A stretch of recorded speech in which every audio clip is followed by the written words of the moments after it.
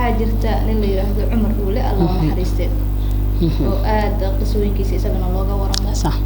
abeen xariisana loogu tilmaamo bal Umar Dhuule wax yar oo kamid ah ma sharxay runtii Umar Dhuule aniga Mustafa ahaan markii la dhaho waxaan aaminsanahay quruxdii fanka Soomaalida inuu yahay quruxda fanka Soomaalida heesiisa cata waxa la sheegaa intuusan yaani heesaha walaalaha Hargeysa oo ayuu ka tirsanaa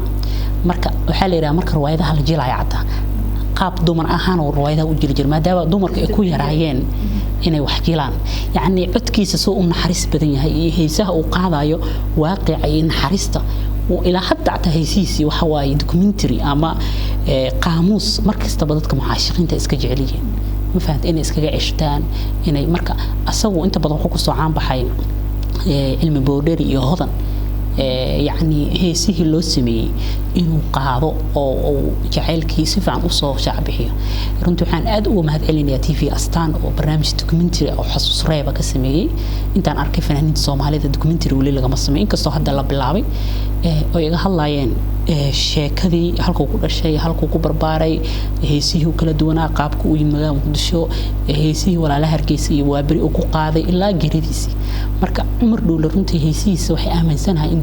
buug laga qoro anina maadaama qoraa ahay qorshooyinka ay ugu jirta Umar Dhuule inaan buug gaara u ka qoro insha Allah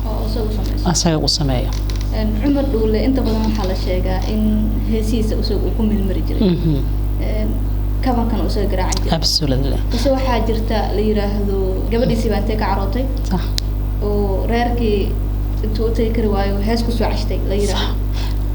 محاجة جدا. قصة صح لينا إني جرت because مركو قف كان كبنكي يو هيسيه أريدي أسقوها مركز تبدي وحكم دي وحياة اللي بعتذر وح عليه كميته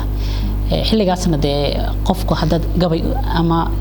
تحكبيا أما هيس أتريد قبل عتادي مالك هذا حرنير عتا قبي قاس يصفر فراي مركز قصة هو جرته